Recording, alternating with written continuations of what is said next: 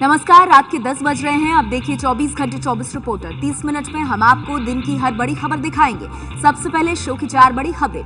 निधि बताएंगी पेरिस हमले के मास्टरमाइंड अब्देल हामिद की खुदकुशी खबर, पत्नी ने खुद को उड़ाया। जितेंद्र दीक्षित बताएंगे मुंबई हमला केस में आतंकी हेडली को आरोपी बनाने की इजाजत, अमेरिका की जेल में बंद है हेडली। किशोर अजवाणी के साथ देखिए केजरीवाल कैबिनेट ने पास किया दिल्ली जन लोकपाल बिल, इसी सत्र में आने की उम्मीद। और अंजलि बताएंगी दिल्ली विधानसभा में सिंघल को श्रद्धांजलि के सवाल पर भिड़े आप और बीजेपी के विधायक। आगे देखिए आज की सबसे बड़ी खबर।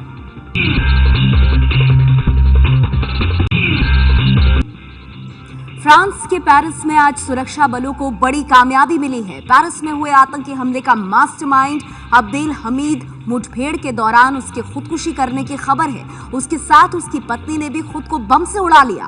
पेरिस के सेंट डेनिस इलाके में सुरक्षा बलों ने सर्च ऑपरेशन चलाया था, जहां उनका सामना आतंकियों से हो गया।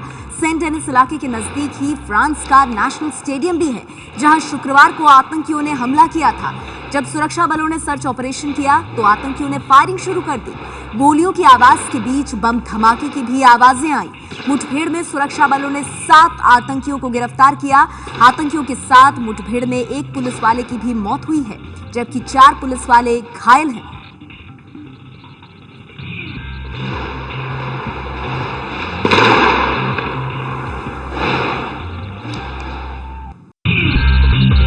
फ्रांस में हुए बड़े आतंकी हमले के खिलाफ काउंटर ऑफेंस भी शुरू हो चुका है। इसके बावजूद आज हमने फ्रांस में एक बार फिर से पेरिस में देखा कि कई आतंकियों के खिलाफ ऑपरेशन करना पड़ा। हमारे साथ खास तौर पर इस मसले पे बात करने के लिए भारत में फ्रांस के राजदूत एम्बेसडर रिचेर हैं। Ambassadors, first of all profound grief from my channel ABP News with you and all the citizens of France. My question to you, Ambassador, is today again we saw strong retaliation in northern Paris. Was it kind of a second terror attack being planned? What is the kind of action undertaken? Well, as far as what happened in Paris, it was part of the inquiry because we knew that the one who were killed during the attacks had accomplices, and we were searching them. We found them. Maybe not all of them, there may be more, but at least that group we traced, we tracked, and we took down. So they were fully equipped, armed with Kalashnikov and belts with explosives. So that you can construe that this was aimed at preparing another wave of attack. But we are not sure of that. What is clear that they were connected to the other, and most probably one of those who committed suicide during the attack is the mastermind of the operation. Paris हमले के mastermind को ढूंढ रही police का आतंकियों से encounter. Saint Denis इलाके में अपार्टमेंट में छुपी मास्टरमाइंड की पत्नी ने खुद को बम से उड़ाया। उत्तरी पेरिस का सेंट डेनिस इलाका गोलियों की आवाज से गूंज उठा। सेंट डेनिस में पुलिस की आतंकियों के साथ 8 घंटे तक मुठभेड़ चली। पुलिस को खबर मिली थी कि पेरिस हमले का मास्टरमाइंड अब्देल हामिद एक अपार्टमेंट में छिपा हुआ है। पुलिस ने अपार्टमेंट को घेर कर आतंकियों को ललकारा तो आतंकियों ने फायरिंग शुरू कर दी। इसी दौरान अपार्टमेंट में एक महिला फिदायीन ने खुद को बम से उड़ा लिया। बाद में पता चला कि वो अब्देल हामिद की पत्नी थी। एनकाउंटर में कुल 2 लोग मारे गए, कई पुलिस वाले जख्मी हुए हैं। सेंट डेनिस इलाके में पुलिस ने 7 लोगों को गिरफ्तार भी किया है। फ्रांस की राजधानी पेरिस में 129 लोगों की हत्या का जिम्मेदार अब्देल हामिद की क्रूरता का वीडियो सामने आया है। ये वीडियो बताता है कि अब्देल हामिद इंसान की शक्ल में शैतान था। ये वीडियो हम आपको ज्यों का त्यों नहीं दिखा सकते। लाशों के ढेर को खींचता ये शख्स ही है IS यानी इस्लामिक स्टेट का खूंखार आतंकवादी अब्देल हामिद। 27 साल का IS का आतंकी अब्देल वीडियो में इंसान की शक्ल में शैतान बना दिख रहा है। वीडियो में वो लाशों के बीच हठहास करता दिख रहा है। वीडियो में वो एक पिकअप ट्रक में बैठा है और उससे लाशों के ढेर को खींच रहा है। पेरिस में शुक्रवार रात को हुए आतंकी हमले में 129 लोग मारे गए थे। पुलिस का दावा था कि हमले की साजिश अब्देल हामिद ने रची थी। मुस्लिम संगठनों का देश भर में प्रदर्शन, आतंक और IS को कहा गैर इस्लामी। ये तस्वीरें दिल्ली के जंतर मंतर की हैं, जहां पेरिस में हुए हमले की एक स्वर में निंदा की गई। जमात उलेमा हिंद के मुताबिक IS इस्लाम का गलत इस्तेमाल कर रहा है और भारत के नौजवानों को बहकने नहीं दिया जाएगा। इस्लाम और जुल्म एक जगह जमा नहीं हो सकते। ये लोगों ने इस्लाम के नाम पर करने की कोशिश कर रहे हैं, तो इसको किसी कीमत में बर्दाश्त नहीं किया जाए। अमेरिकी राष्ट्रपति बराक ओबामा जो हैं वो इस्लाम के जो लोग हैं उनसे नाराजगी जता चुके हैं कि उन्होंने ठीक से ISIS का विरोध नहीं किया। हम उनसे नाराजगी जताते हैं, उन्होंने गलत किया है, गलत कह रहे हैं वो। आपको बता दें कि जमात उलेमा हिंद की अगुवाई में ऐसे प्रदर्शन देश भर के 75 शहरों में किए गए।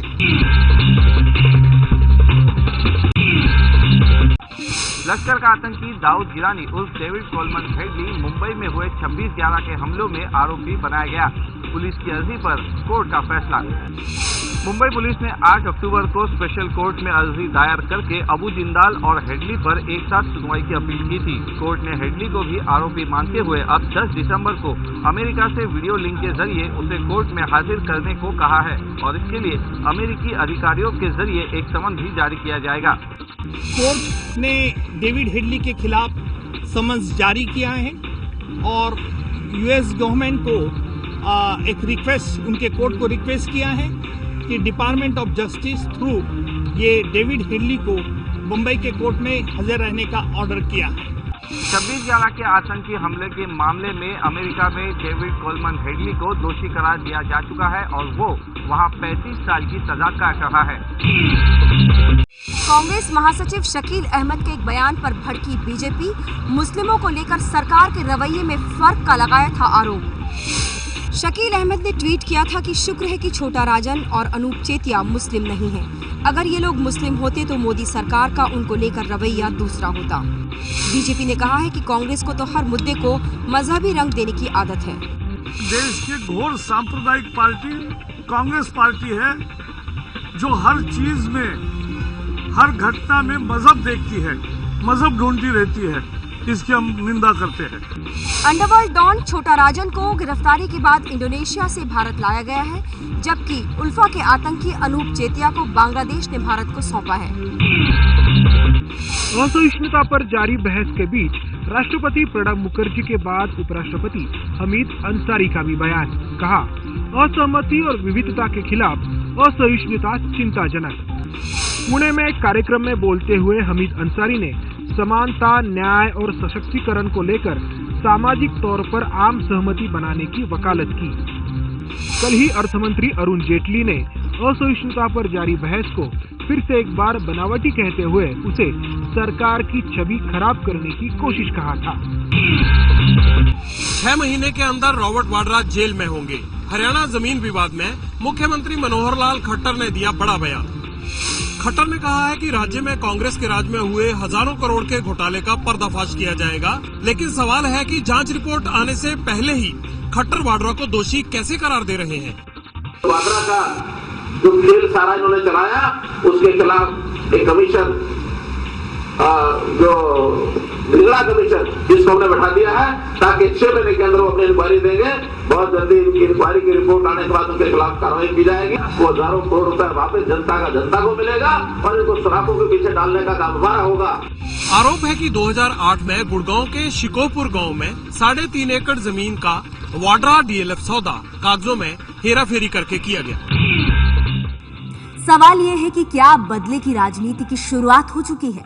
आगे बढ़ेंगे और अगली खबर में देखेंगे, केजरीवाल कैबिनेट ने पास किया जन लोकपाल बिल।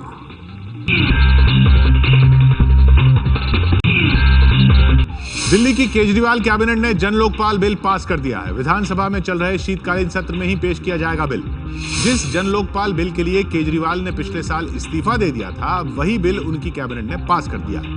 दिल्ली का जन लोकपाल एक स्वायत्त संस्था होगी और इसके दायरे में मुख्यमंत्री, उप मुख्यमंत्री और सभी मंत्री होंगे। शिकायत पर 6 महीने में जांच पूरी की जाएगी। भ्रष्टाचार में लिप्त पाए जाने पर संपत्ति जब्त होगी और जन लोकपाल के काम में सरकार का दखल नहीं होगा। लोकपाल की नियुक्ति में सरकार की भूमिका नहीं होगी।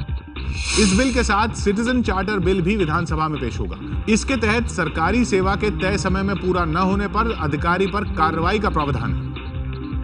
दिल्ली सरकार की कैबिनेट से मंजूरी के बाद बिल को विधानसभा की एडवाइजरी कमेटी के पास भेजा जाएगा। कमेटी तय करेगी बिल को सदन में कब रखना है।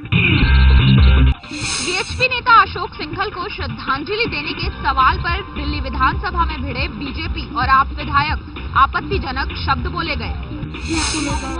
उसको हमने डाइल्यूट कर दिया। दिल्ली विधानसभा के शीत सत्र के पहले ही दिन आम आदमी पार्टी और बीजेपी के विधायक भिड़ गए। बीजेपी विधायक ओपी शर्मा ने अशोक सिंघल को श्रद्धांजलि देने की बात कही तो आप विधायक अमानतुल्लाह ने सिंघल को कत्लेआम करने वाला कह दिया।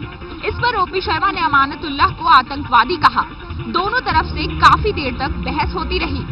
जो वैचारिक आतंकवाद फैला रहे हैं उनको क्या कहा जाए? साधु बिल्कुल आतंकवाद है, ये वैचारिक आतंकवाद है और वो निश्चित रूप से आतंकवादी है। जो लोग हिंदुस्तान को बांटने की बात करते हो, अगर उनको इसके अंदर श्रद्धांजलि, विधानसभा के अंदर श्रद्धांजलि देने की बात करेंगे तो हम उनके खिलाफ है। इस हंगामे के बाद विधानसभा स्पीकर ने आपत्तिजनक शब्दों को सदन की कार्रवाई से हटाने के आदेश दिए। विश्व हिंदू परिषद के वरिष्ठ नेता अशोक सिंघल का दिल्ली में हुआ अंतिम संस्कार। केंद्र सरकार के मंत्री और बीजेपी के कई बड़े नेता अंतिम संस्कार में पहुंचे। दिल्ली के निगमबोध घाट पर शाम को अशोक सिंघल पंचतत्व में विलीन हो गए। इस मौके पर बीजेपी, राष्ट्रीय स्वयंसेवक संघ यानी आरएसएस और वीएचपी के कई बड़े नेता मौजूद थे। केंद्रीय मंत्री उमा भारती और सांसद योगी आदित्यनाथ भी निगमबोध घाट पहुंचे। इससे पहले आरएसएस के दफ्तर में भी सिंघल को श्रद्धांजलि दी गई। प्रधानमंत्री नरेंद्र मोदी ने भी यहां पहुंचकर सिंघल को श्रद्धांजलि दी। सुषमा स्वराज भी सिंघल के आखिरी दर्शन के लिए पहुंची। राम जन्मभूमि आंदोलन के अगुवा रहे अशोक सिंघल का सांस की बीमारी के बाद दिल्ली के पास गुड़गांव में निधन हो गया था। नीतीश कुमार के शपथ ग्रहण समारोह में नहीं जाएंगे मोदी। सरकार के प्रतिनिधि के तौर पर वेंकैया नायडू और रूडी रहेंगे मौजूद। नीतीश के न्योते के बाद यह सवाल उठ रहे थे कि क्या मोदी वाकई अपने धुर विरोधी के शपथ ग्रहण समारोह में जाएंगे, लेकिन अब सारी अटकलें थम गई हैं और समारोह में सरकार की ओर से वेंकैया नायडू और राजीव प्रताप रूडी हाजिरी लगाएंगे। 20 नवंबर को पटना में शपथ ग्रहण समारोह में शामिल होने के लिए नीतीश ने केजरीवाल, ममता बनर्जी, उद्धव ठाकरे और अखिलेश यादव को भी बुलाया है। बीजेपी नेता शत्रुघ्न सिन्हा ने फिर बोला है पार्टी नेतृत्व पर हमला। बिहार चुनाव में हार को लेकर शत्रुघ्न ने कहा कि सामूहिक जिम्मेदारी की सफाई स्वीकार नहीं की जा सकती। शत्रुघ्न ने ट्विटर पर लिखा, सामूहिक जिम्मेदारी का चोला स्वीकार नहीं, व्यक्तिगत रूप से जिम्मेदारी तय होनी चाहिए। हार के लिए जिम्मेदार लोग जवाब दें कि ऐसा क्यों हुआ। पूर्व गृह सचिव और बिहार के शेर आर.के. सिंह सही कहते हैं, हमें फटकार देने की किसी में हिम्मत नहीं है। बिहार चुनाव में बीजेपी की हार के बाद आडवाणी और जोशी समेत कई वरिष्ठ नेताओं ने भी यही सवाल उठाया था। सरकारी कर्मचारियों के लिए अच्छी खबर, 7वें वेतन आयोग की रिपोर्ट शुक्रवार को आएगी। आयोग की सिफारिशें अगर मंजूर होती है तो केंद्र सरकार के साथ साथ राज्य सरकार के कर्मचारियों का वेतन भी बढ़ेगा। 7वें वेतन आयोग की रिपोर्ट वित्त मंत्री अरुण जेटली को सौंपी जाएगी। आयोग अपने रिपोर्ट में केंद्रीय कर्मचारियों का वेतन 15% तक बढ़ाने की सिफारिश कर सकता है। अगर ये सिफारिशें मान ली जाती हैं तो इन्हें 1 जनवरी 2016 से लागू भी कर दिया जाएगा, लेकिन बढ़ा हुआ वेतन मिलने में अप्रैल तक का इंतजार करना पड़ सकता है। 7वें वेतन आयोग की रिपोर्ट मंजूर हुई तो केंद्र सरकार के 50 लाख कर्मचारियों समेत पेंशन पाने वाले 56 लाख लोगों को बढ़े हुए वेतन और पेंशन का फायदा मिलेगा। इन 1 करोड़ लोगों को सीधा फायदा मिलने के बाद में राज्य सरकारें भी इसे लागू करेंगी, जैसा कि पहले होता रहा है। फरवरी 2014 में तत्कालीन प्रधानमंत्री मनमोहन सिंह ने जस्टिस अशोक कुमार माथुर की अध्यक्षता में 7वें वेतन आयोग का गठन किया था। मैगी नूडल्स का मुद्दा पूरी तरीके से सुलझा भी नहीं कि पतंजल के आटा नूडल्स को सरकारी मंजूरी को लेकर के विवाद उठा। एक अंग्रेजी अखबार ने food safety and standards authority of India यानी FSSAI के हवाले से खबर दी है कि पतंजल के नूडल्स को बतौर प्रोडक्ट मंजूरी नहीं मिली है, लेकिन योग गुरु बाबा रामदेव का दावा है कि पतंजल आयुर्वेद को सेंट्रल कैटेगरी में पास्ता का लाइसेंस मिला हुआ है और FSSAI की परिभाषा के मुताबिक नूडल पास्ता कैटेगरी में शामिल है। इसलिए कोई दूसरी कंपनी यदि पास्ता कैटेगरी में कोई सामान तैयार करती है तो उस पर पतंजल अपना लेबल लगाकर बेच सकती है। इसके लिए पतंजल आयुर्वेद को FSSAI का लाइसेंस मिला हुआ है। इसी आधार पर पतंजल ने उन कंपनियों से करार किया है जिनके पास नूडल्स तैयार करने का लाइसेंस है। यही नहीं, FSSAI खुद ही लिखित में बता चुका है कि वो हर प्रोडक्ट विशेष को मंजूरी नहीं दे सकता। FSSAI के अधिकारी कैमरे के सामने तो कुछ नहीं बोल रहे हैं, लेकिन उनका कहना है कि पतंजल आटा नूडल्स को प्रोडक्ट विशेष के तौर पर मंजूरी नहीं मिली है और नूडल्स पास्ता की कैटेगरी में आता ही नहीं है। योग गुरु बाबा रामदेव का कहना है कि उनके आटा नूडल्स में कुछ भी गैर कानूनी नहीं है, लेकिन विरोधियों ने जांच की मांग की है। रामदेव के आटा नूडल्स पर आरोप लग रहे हैं कि बिना सरकारी मंजूरी के नूडल्स बाजार में उतार दिए गए। रामदेव ने कहा है कि उनके नूडल्स पर झूठ फैलाया जा रहा है। न इलीगलिटी की गई है, न कोई इमोरलिटी की गई है, न किसी गलत मंशा से किया गया है। लेकिन कांग्रेस और एनसीपी जांच की मांग कर रहे हैं। FSSAI के चेयरमैन CEO सतीश बहुगुणा ने खुलासा किया है कि पतंजलि नूडल्स का कोई भी प्रकार का रजिस्ट्रेशन नहीं और जो रजिस्ट्रेशन नंबर डाला गया है वो बोगस है। बाबा रामदेव के पतंजलि आयुर्वेद का ये भी कहना है कि उनके आटा नूडल्स खुले बाजार में बिकने शुरू हो गए हैं और वो FSSAI को हर मुद्दे पर संतुष्ट करेगी। 24 घंटे 24 रिपोर्टों में अब तक आपने जो खबरें देखी उनमें शामिल थी ये 3 खबरें। पेरिस हमले के मास्टरमाइंड ने खुदकुशी की। फ्रांस से मिल रही जानकारी के मुताबिक मुंबई हमलों के आरोपी हेडली को आरोपी बनाने की इजाजत और केजरीवाल की कैबिनेट से जन लोकपाल पास। आगे देखिए अगली बड़ी खबर।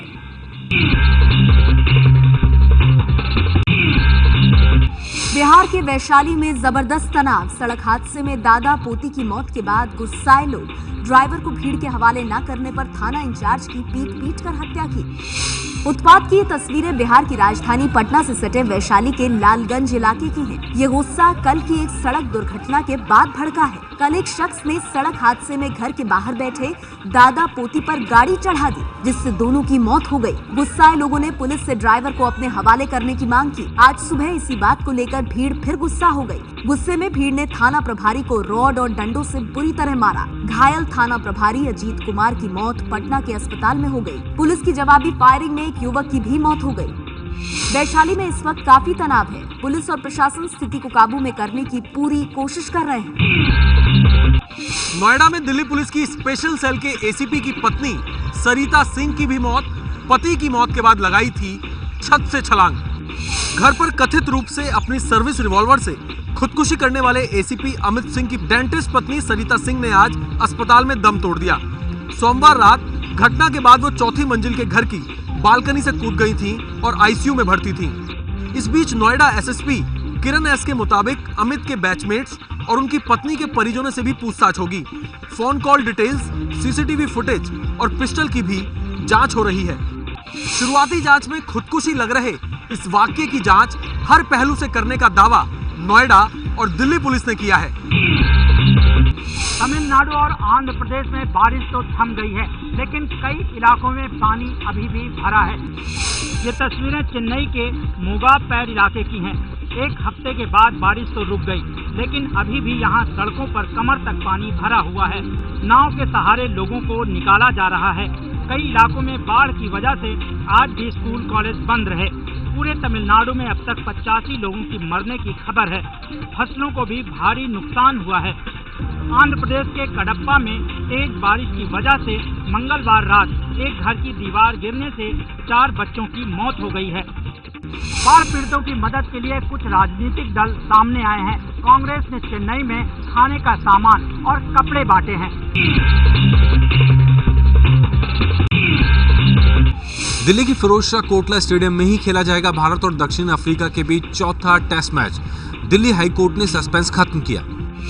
दिल्ली हाईकोर्ट ने अपनी तरफ से चौथे टेस्ट मैच को हरी झंडी दे दी है और साथ ही टेस्ट मैच की निगरानी का जिम्मा जस्टिस मुकुल मुदगल को दिया है। कोर्ट ने कहा है कि मैच की इजाजत नहीं देकर क्रिकेट प्रेमियों को सजा नहीं देना चाहते। कोर्ट ने दक्षिणी दिल्ली MCD को एक बार फिर प्रोविजनल सर्टिफिकेट जारी करने को कहा। DDCA कुल मिलाकर अब तक 6 बार प्रोविजनल सर्टिफिकेट ले चुका है। DDCA 8 साल से नए तैयार हुए फिरोजशाह कोटला स्टेडियम का कंप्लीशन सर्टिफिकेट नहीं ले पाया है। इस बार MCD के मना करने पर ही यह स्थिति बनी थी।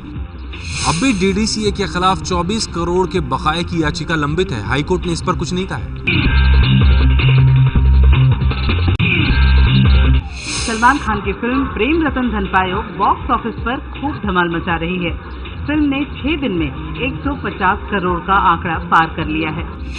राजश्री प्रोडक्शंस की फिल्म प्रेम रतन धन पायो वीकेंड के बाद भी छाई हुई है।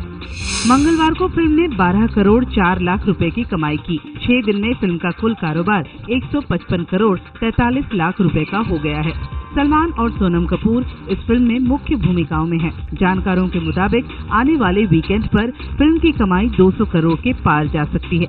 सलमान खान की पिछली फिल्म बजरंगी भाईजान ने 325 करोड़ का बिजनेस किया था और अब लगातार उनकी दूसरी फिल्म 200 करोड़ के पार जाती नजर आ रही है।